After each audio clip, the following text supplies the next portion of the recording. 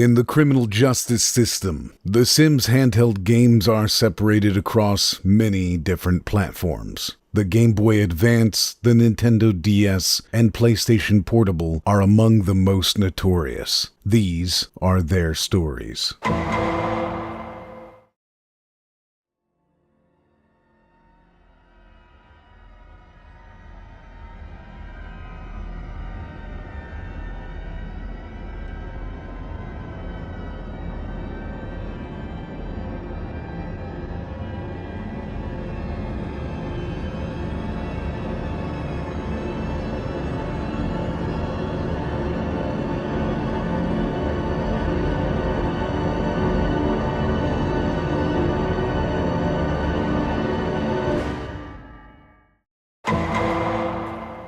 Our story begins in January of 2003, where EA released a half-port, half-spin-off of The Sims on home consoles, which featured a mode called Get a Life. In this mode, you controlled a single sim and worked through different housing situations, completing goals, and just generally improving your Sim's life. Fast forward to December, and EA released The Sims Bustin Out on consoles, which expanded on this mode with some more story, some more depth, and some more character, featuring the ability to quote-unquote bust out, which just means you can visit other locations. It was an interesting twist on the usually more unscripted Sims formula, and it's definitely a topic for another video. EA contracted Washington-based Kryptonite Games to make the GBA version of Bustin Out. Kryptonite were a relatively new developer at the time, and they'd specialized mostly in handheld movie game ports, a mix of both my niches on this channel. Most of their work had actually been for EA movie games up until Bustin Out, and those are considered to be surprisingly good games. Shout out to Chamber of Secrets on the GBA. It's no surprise that EA trusted Kryptonite to make this. After setting up your character with some personality traits and some basic customization, the premise is that you're going to hang out with your uncle at his farm in a place called Sim Valley for the summer. This is all explained in a note from Uncle Hayseed where it's hinted that you're from Sim City, and the first thing you're to do is visit him. There's a pretty good first impression here. It has these goofy, cartoony graphics which are surprisingly good at keeping everything clear and distinct, and when you actually talk to Hayseed, you're introduced to the incredible dialogue. After Uncle Hayseed talked me through some tutorial basics, the first thing I did was tell my uncle I could understand why his wife left him. Obviously, he was a little upset by this, so then I tickled him, and it was all good. This is when I kinda knew I was in for something else here. One false move and I'll genetically modify your crops. The dialogue throughout is for the most part always this fun. Like, you can just tell the developers had a grand old time trying to write the most absurd lines ever. The system basically is try and say nice things to get people to like you and try and say mean things to get them to dislike you. You're presented with a random list of things to say for each character, and each character will respond to things differently, which only works because every single character is a stereotype. Like, you'll have to judge how a stereotypical hippie would respond to your love for the environment. It's that sort of thing. You got all the classics like the old piratey fisherman, the gym junkie, the scary bikie, the hippie lady, the thief, the hardened detective, and a fat cat capitalist whose name is Daddy Big Bucks. Remember that name. It's very cheesy, but in the best way possible because the writing is so much fun. Unfortunately, you do quickly see the same phrases over and over again, so it can get pretty tedious, but there are enough characters to keep you going a bit, and again, it's just so charming. Stepping back though, what do you actually do in this game? Well, like any Sims game, you have needs that you gotta take care of, so it kind of feels like you're taking care of a Tamagotchi. Instead of needing to be in nice environments though, like a normal Sims game, your Sim gets homesick and needs to hang out at home to refresh that bar. Over the course of the game, you go around town helping out townsfolk by completing basic objectives like earning money and delivering things, and during all this, you're unlocking new areas and improving your living situation between each chapter, from Uncle Hayseed's barn to your own places, till eventually you're in a mansion at the very end. You never build places like in the main games, but you do fit them out with furniture. There's also minigames which act as the main way of making money because they're framed as jobs. Flipping pizzas as a timed puzzle game, mowing Hayseed's lawn by driving over patches of grass in an awkwardly controlled lawnmower, playing guitar at a club which is a rhythm game, fishing which is a fishing game. It's all very simple stuff. It kind of reminds me of those old budget Windows CDs that they'd sell at post offices which claimed they had 1,000 games on them. You can get promotions for these jobs by completing them well and upping your skills in the library. A day-night cycle will dictate where the townsfolk will be at different times, and you can ring them up to check where they are, and all the stores, restaurants, and mini-games are time sensitive. There's just a lot going on with this game, and I quickly needed to set it all up before we really dig into the meat of it, because a lot of this stuff carries throughout the entire series, and it's safe to say that these games really really aren't much like anything else I've ever played. Like, they're kind of just RPGs with a lot of window dressing, but they go about things in such a weird and unusual way, and they're certainly not your regular Sims games. So you go through enjoying some silly dialogue and getting missions from all the different characters as you help out around town in these little mini stories. You help repair and paint a bikie's bike, and you talk to a ghost, and you attend the local auction, which is an interesting thing the stores do in this game at certain times of the day. Unlike regular Sims games where you just have to open a buy menu to buy stuff, here you actually have to go to a store while it's open to buy furniture and objects, which is pretty cool in a way. Though I could only rarely afford anything because I was always dirt poor. You really have to scrape through the early stages of the game selling random trash you find in the streets and living in Uncle Hayseed's barn. At one point I had to save enough money to move house, so I sold all my furniture to afford the new house, and then I just had a brand new empty house. I'm sure some of you can relate. As you get promotions in your jobs and find some three-eared rats to sell, this game is weird, you do start earning a lot more money, and a lot of the objectives require spending money, so progressing in the game demands a lot more money, especially near the end, which means you'll always be needing more money, which means you'll never actually buy such luxuries as basic furniture if you want to finish the game in a reasonable amount of time. Money. Except you can't finish the game in a reasonable amount of time because it's really, really long. How Long to Beat has this at somewhere between 12 and 20 hours, but man, I don't know how someone did this in 12 hours unless it was like a coordinated speedrun, because I cheated with like mad emulator speedups and even referenced a walkthrough sometimes, and I beat the game in 10 hours. I know that might not seem like a super long time for a video game, but to say this game is dense with exciting content is far from the truth. It's so grindy and so padded that there were times where I just hated it and I wanted to give up on this video entirely. Like, if I didn't use the emulator speed up, I know for sure I wouldn't have played much of this. Having to shower and eat and pee all the time is bad enough, but just every single thing takes forever. Walking places takes forever. The day-night cycle means you can't do what you want to do half the time. You can never find the people you need, and often when you call them, they just don't even answer, which means they aren't even spawned in the world. All the seconds that pass when your sim complains about their low needs drives me insane, and don't get me started on waiting for that skill bar to go up. That is absurdly long. If I was playing this on a real Game Boy, it'd just eat battery, as I'd always be leaving it on to kill time, waiting for the game's night to finish. To get anywhere in the game, you just have to wait so much. If only there was a built-in fast forward button like in the main games. So this game is pretty much ruined by how horribly grindy it is and how much waiting around there is. I get that during the downtime you're meant to socialize and earn money and buy furniture to kit out your place and that sort of thing, and I imagine if I was a kid this would be fine, but man, I ain't got time for that stuff. Like, I appreciate what they're trying to do with the downtime, but the balance is just way off for me. I mainly want to be progressing in the story and then doing all the other stuff on the side rather than the other way around. By the very end of the game, in the very last missions, I just resorted to cheat codes to keep my needs and money up because it really just gets too much. Which is a real shame because Bustin Out GBA does a lot of really cool things. Sometimes the systems just work together for some wonderfully silly moments. Like, at one point I pissed myself in the street, got arrested and put in prison for it, then I couldn't afford my bail so my bed got repossessed, and I had to start sleeping on the hospital emergency room couch. I can't say that anything like that has happened to me in any other game. Thankfully I figured out that you can always just sleep and get all your needs up by returning to Uncle Hayseed's, otherwise I'd have actually had to own that bed, or own any furniture for that matter. I just ended up getting rid of it all. That said, I convinced a hippie girl to move in with me, so she just ended up wandering around aimlessly in a bunch of empty houses, never eating or sleeping for the rest of her existence. I also really like how every single character aside from the shopkeepers get their own mission, or at least get involved in the missions. Sure, they're all goofy stereotypes, but you really do get to go on adventures with all of them and start to get to know them all. There's also a fantastic sense of place, like everywhere feels unique and different and quite memorable, and you learn all the opening hours and where people hang out, though I guess over the course of the game you're forced to get to know everyone and everywhere, so maybe it's just some sort of Stockholm syndrome. I love how the missions get truly whack. Like, there's one mission where Uncle Hayseed gets taken hostage and almost gets put in a guillotine. And like I said earlier, there's another mission where you're literally talking to a ghost. One mission had you unlock the sewer systems with the thief, which was cool because the sewers acted as a sort of fast travel around the city, as you'd go into the sewers and walk a tiny distance and then come out on the other side of the map. It's a clever way of fast travel, and it's fun learning to efficiently get around the place while abiding by all the time sensitive stuff. Truly the coolest thing this game does though is feel cozy. Like, I didn't play this game as a kid, but it has a sort of warm fire feel to it now. I know how to get around, I know where people hang out, I know some of the world's history, and I've made history with some of the people here. It's just a really good vibe. That is if you can somehow ignore how much of a long, tedious grind it is. This also saw a release on the N-Gage of all things, and it has GameCube support, which unlocks new locations and some new things like transferring characters for bonuses. I didn't get to try it out, but there's not a ton of games with link cable support, so I feel like it deserved a mention. The game ends with you finding a rocket ship in Uncle Hayseed's barn, then Uncle Hayseed lets it slip that he's not your uncle and seems to reveal that you're an alien, so you place the rocket ship in your mansion's backyard and get a walk of honor past all the townsfolk before getting in the rocket ship to return to your home planet. It's amazing. The rocket then flies up, loses power, nosedives, and crashes back down to Earth before the credits roll, which brings us to Urbz Sims in the City. Also by Kryptonite Games, Urbz released about a year later, and after a snazzy intro video and answering some personality questions, the game bullied me and called me a nerd. We open on top of a skyscraper with that rocket crashed through a sculpture, which means this is a sequel to Bustin Out, and I can only assume that I'm still that same alien.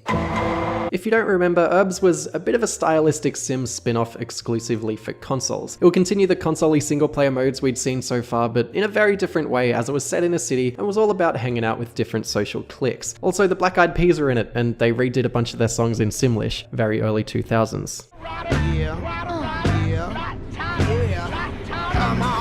On GBA, we basically got Bustin Out again, except it's set in a city called Minneapolis, and they've expanded on everything and made some minor changes. For one, the minigames across the board are much more fun and complex, where they used to be a bit too clunky and simple. They feature a lot more gambling too, which is a great way to get the kids hooked early. There's even an Excitebike ripoff where you have to customize your bike and buy parts and that sort of thing, which is pretty neat. In a lot of ways, Urbz is basically a bigger, better version of Bustin Out. So you start squatting in the skyscraper you landed on, which you find out was just bought by none other than Daddy Big Bucks. Now, in Bustin Out, Old Mate Daddy was actually quite friendly for a corporate fat cat, but here he's trying to execute a plan to knock down every building in the city and rebuild them, but this time he'll charge people to enter the buildings. It's genius. Naturally, you get caught squatting, you get kicked out, and you get arrested by Detective Dan DeMann. Very clever, who is a returning character from the first game. In fact, there's a whole bunch of returning characters, and a few of them even seem to somewhat recognize you, usually being like, "You look familiar, do I know you from somewhere?" Even Giuseppe, who literally tied Uncle Hayseed to a chair and tried to put him in a guillotine, is out of prison in this game, and he kind of recognizes you, and he says he's trying to fix his life up. It's curious that no one ever really properly recognizes you though, and it's even more curious that all these people moved from Sim Valley to Minneapolis. We also find out that Big Bucks has a Lex Luthor-looking son, appropriately named Luther Big Bucks, and Phoebe, who was a shopkeeper in the first game, mentions that she likes to go back to Sim Valley to visit her farmer boyfriend. There was only one farmer in Sim Valley.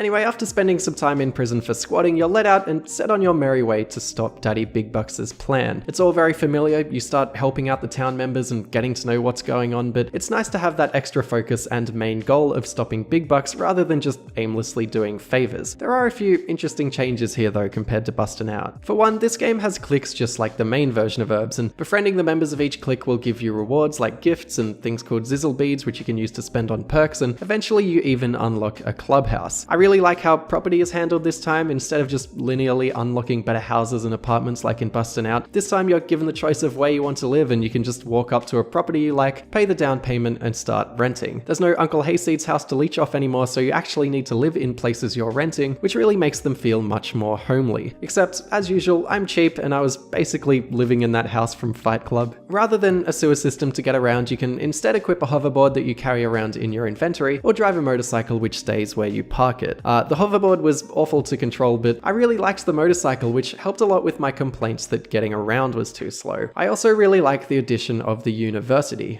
Instead of reading books at the library to up some of your traits, which just involves waiting for a bar to slowly fill up, you have to actually go to uni at certain times to catch certain classes and play mini-games to up your skills. Really, the only change I'm not into is the conversation system, which is pretty much the same, but instead of saying phrases, you select icons to talk about topics, so the writing feels a little muted. Still, you get their written responses, and the story stuff is still all dialogue, so it's not a big loss. Around halfway through the game, I was really tiring of the grind for the same reasons Bustin Out annoyed me. Like, a big problem with all these games is that you can only play the minigames once a day, so you need to wait a full day of in-game time just to play them again, and they're your main source of income. When the game asks you to make 10 grand for an objective, and each time you complete a minigame you get like more or less 300 bucks depending on your level, then the tedium really begins to kick in. Or if you need to buy something from the store and the store doesn't have it in stock, you need to wait till the next day for the stock to change. It doesn't help that in these games, often finding objectives requires just stumbling around and running into them at random, and sometimes they're really well hidden. I just can't imagine playing without a walkthrough for that very reason, so despite all the charm and all the improvements with Urbz, I was still really tiring of this. That was until I pissed off Daddy Big Bucks so much he threw me in a river, and I woke up with some rednecks in a swamp and spent an entire chapter here, which I thought would be awful, but it was actually really fun. The game just goes completely off the rocker with its story, and you meet a talking alligator named Lloyd, and you can even get eaten by these giant plants. It's like the game knew it was getting a bit tedious, so it just gives you a break by having this insane section with all this wacky fantasy stuff going on as you're trapped in this swamp. Also, the chickens here say they're from Hayseed's farm, which could be a mistake as a carryover from Bustin Out, but I believe it's all part of some sort of larger conspiracy. Once you make your way out of the swamp, the entire city opens up instead of just the two areas, and you can even drive this boat around to the swamp and to other places outside of the city. This is kind of where I realized what I like so much about this game in particular. There are so many nooks and crannies and things to discover. It feels like a really detailed and a really big game. Like, there's a circus in town that the story rarely visits, but you can go there and play games or buy things, or you can buy pets for your house if you want to. I named mine Arse because I'm 12. There's a secret club that you can discover. You can upgrade the security system and fire alarms at your house. You can buy stuff off the internet and have it arrive in the mail days later. You can use your home phone to invite people over, and if the timing's right and you're friends with them, then they'll come over so you don't have to track them down yourself. At one point, I randomly clicked on a garbage bin and discovered a free underground place to live if I wanted to. The game just feels weirdly detailed and big, especially for a GBA game. Like, there's nothing quite like this that I've ever played, and I really respect and appreciate the world that they've created here. But it's hard to enjoy when the game just wants you to grind so much. I really tried not to cheat this time around, but I just couldn't. And once I switched on infinite money and not needing to take care of myself, I had a fantastic time finishing off the game and enjoying the goofy story. At one point, you play a game show on an island which involves getting fellow contestants to hate you, and I love the way you finally take down Daddy Big Bucks. He travels back in time to claim the land as his own, and then you get help from the town to build a time machine to also travel back in time, and you talk to that ghost guy who was also in Bustin Out, except he's alive now because it's 1870 and he ruins Big Bucks' plan for you. Daddy gets arrested and stranded on an island as punishment. It's amazing.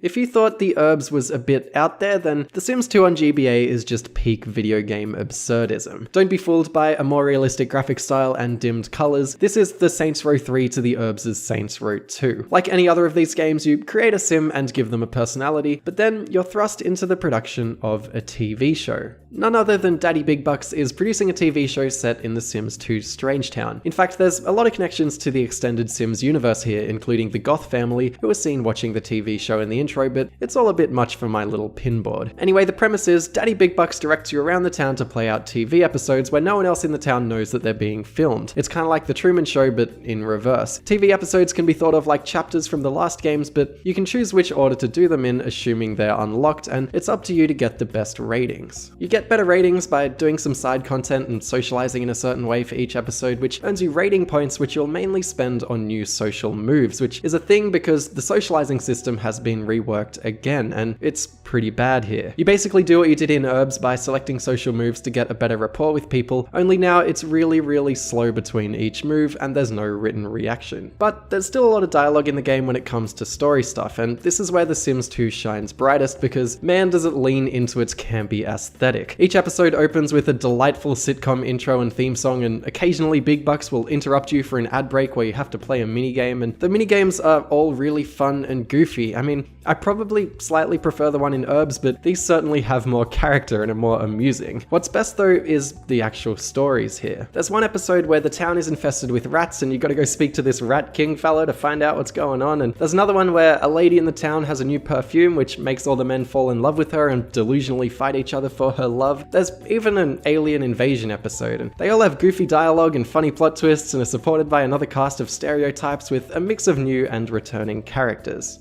One of my favorite episodes was sponsored by the in-game cola company, and everyone in the game is concerned that the new formula is a bit suspicious and bad for you, but you gotta drink it for the sponsorship, and you and another character do, and it shrinks you both down to the size of ants, and you have to shoot your way through an onslaught of ladybugs. It's just wonderfully absurd. I really love these little stories. And it feels like the usual glorified Tamagotchi Sims customization stuff takes more of a back seat here. You only live in one house for the entirety of the game, and the needs feel less needy than before, if that makes sense. The focus is almost entirely on telling goofy stories, and I love that. Still though, it's extremely long in a bad way, and there's heaps of grinding as usual, and it has the classic problem of needing a walkthrough because there's far too much expectation for you to just wander around and stumble into things. It's so frustrating that with all three games so far, there's this wonderful Sims humor going on, but it's so hard to experience it because of how annoying these games are to actually play. But they're wonderful games for kids, or if you have extreme levels of patience, and The Sims 2 is by far the most playable of the three. If you're gonna pick any of these games, I think this is the one that's the best for humor and playability, and Urbz might be your pick for a more impressive and feature-rich experience. I was getting tired of the formula by this point, and I didn't quite play this one as much as I'd have liked to, but I was still super impressed by it. The whole TV show thing also begs the question of where this game sits in the Sims handheld universe. Some characters return, but none of them seem to recognize you, so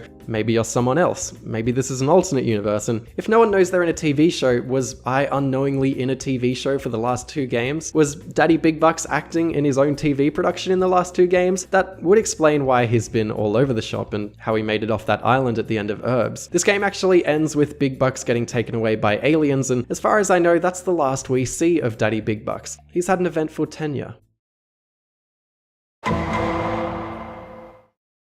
Finally, we reach The Sims 2 Pets, which, unlike the last three games, is instead developed by a UK company called Full Fat. They specialized in contracted handheld games, which is exactly what this is, and I actually grew up with their SimCity 2000 GBA port, which, according to unreliable childhood memories of mine, was surprisingly decent. It'd also be a good topic for another video. Naturally, this feels a bit different to the Kryptonite games, but broadly they've just taken what Kryptonite did and done their own version of it, and I have to assume that this runs on the same engine. You still own places and can buy and place furniture and have to look after your sim and level up your skills and play mini games to earn money. It feels familiar but different in some ways, like with the UI and how some of the mechanics work. For example, unlike the other games, you're meant to dispose of plates after eating meals in this game, but of course who has time for that, so my apartment just ended up being full of plates and dog pee. I'm basically fight clubbing it again. Also, this is The Sims 2 Pets, so there are pets. Not that there weren't pets in the other games, but here you can train your pets and the entire town is themed around pets and everyone has a pet like a weird utopian pet-themed nightmare. With the choice between a cat and a dog, I got a dog because dogs are better, and naturally I named it Arse 2.0. Actually training Arse was a pain in the arse though. There's this whole system where you need to repeatedly navigate a menu to keep telling your pet to do certain moves, and if they do the move you praise them, and if they don't you scold them. As you train them, they get better at doing the moves and it gets less tedious, and you can buy new moves to teach them. It's kind of funny because you're looking after your sim who's basically a Tamagotchi, but now you also got to look after your sim's pet, which feels like your Tamagotchi's Tamagotchi, and unfortunately it's just very unsatisfying to do. It particularly doesn't help that the pets don't have any personality, they're just like an annoying group of pixels that follow you around. And the UI changes make this game feel more sluggish than ever before. Everything you do involves navigating a sub-menu, even if there's only one option in that menu, and if you miss the thing you want to interact with but hit the action button anyway, a menu will come up to call over your pet, which is really irritating since you have to be in a really exact spot with some things. Like, for some reason I could only get in my bed from the back end of it because getting in from the side just wouldn't work. Adding to this is the movement, which is generally a bit slower and a bit more sluggish. What's the worst about The Sims 2 Pets though is that they've sucked all the personality and goofiness out of this. You always had the sense that the writers were having a lot of fun before, but here it's just completely sterile. The writing is so lifeless, and it's a game set in a town obsessed with owning pets. Like, there's potential there, but every character is really boring and the story takes so much more of a backseat than before. They've tried to make this more systematic where you just grind your way to the top without a lot of plot, but the grinding itself just sucks and the content is boring, the plot's awful, so playing the game is just depressing. I won't pretend I got near the end of this one though. I researched it and apparently become a vet and the best pet trainer in the world by the end, which could sound interesting, but nothing implied that it actually was interesting because the writing was just so boring. And there's only a handful of minigames now, and they're not that good. And also the town is a lot smaller than in the other games, and there's basically nothing to do at night. It feels stripped back and boring, and that's really sad to see. It's particularly a shame because visually I think this is the best of the bunch. The coloring during Dusk and Dawn is gorgeous, and the pixel art is just top shelf for the GBA. It's truly gorgeous at times, but it's squandered on a half-baked game. And the soundtrack is top-notch too. In fact, I haven't really talked about the fun, bouncy soundtracks all these games have. They're really quite fun, and in particular, I like The Sims 2 Pet's little GBA remix of that one original Sims song.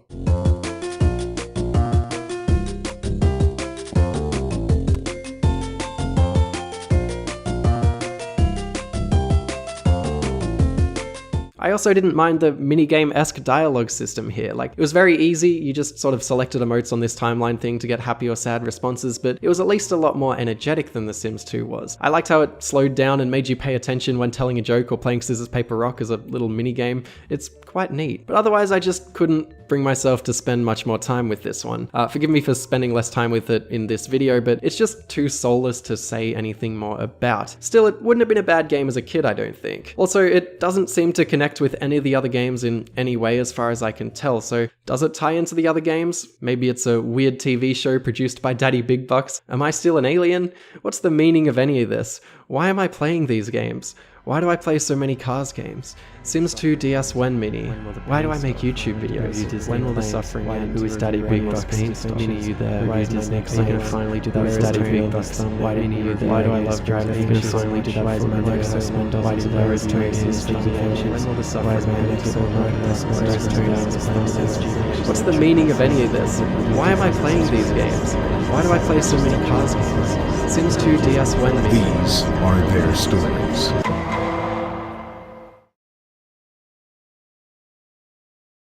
And that's the video. I hope you enjoyed it. If you're watching this in your subscription box, or like if this is a brand new video, apologies for not having made a video in a while. This is the first in I think a month or a month and a half. I've actually been very busy. I've been to New Zealand and Tasmania, and stuff's been going on in my personal life. But yeah, if I sound a bit different at the moment, it's because I got a new microphone. The rest of the video was recorded on my old microphone, which was a Blue Yeti, which has really been letting me down since I moved into this new office, which just has a lot more ambient noise going on. So I bought a dynamic mic, which is apparently good because it blocks out a lot of background noise and is better for sort of a broadcast radio kind of talking video.